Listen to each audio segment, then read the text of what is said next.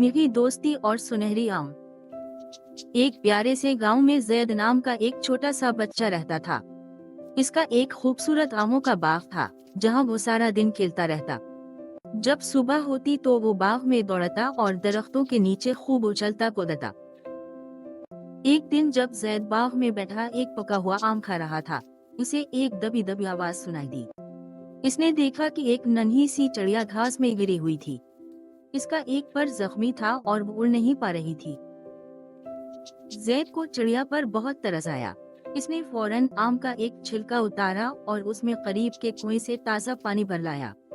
उसने बहुत प्यार से चिड़िया को पानी पिलाया ताकि उसे थोड़ी हिम्मत मिले। जैद ने चिड़िया को बहुत एहतियात से अपने नरम हाथों में उठाया और घर ले आया। जब उसने अपनी माँ को चिड़िया दिखाई तो वो बहुत खुश हुई और बोली, बेटा, तुमने बहुत अच्छा काम किया। अल्लाह को नेकी बहुत पसंद है। जैद ने चिड़िया के लिए एक छोटा सा डब्बा तैयार किया और इसमें नरम घास बिछा दी। वो रोजाना उसे दाना खिलाता और पानी पिलाता। आहिस्ता आहिस्ता चिड़िया का जख्म ठीक होने लगा और उसके परों में ताकत आने लगी। चंद दिनों बाद चिड़िया बिल्कुल ठीक हो गई और उड़ने लगी, लेकिन वो जैद को छोड़कर कहीं नहीं गई। जब भी जैद बाग में जाता, चिड़िया उड़ती हुई आती और इसके कंधे पर बैठकर मीठे गीत सुनाती। एक रोशन सुबह जब जैद बाग में खेल रहा था, चिड़िया अचानक उड़ी और एक बहुत ऊंचे दरख्त की शाख पर जा बैठी। जैद हैरानी से उसे देखने लगा कि वो वहाँ क्या कर रही है।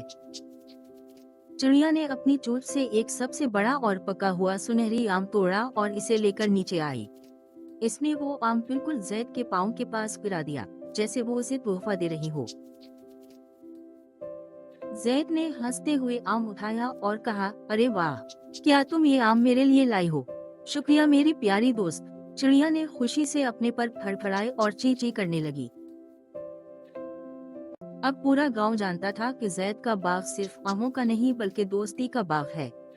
जैद ने सीख लिया था कि दूसरों के काम आने और नेकी करने का मजा आम से भी ज्यादा मीठा होता है।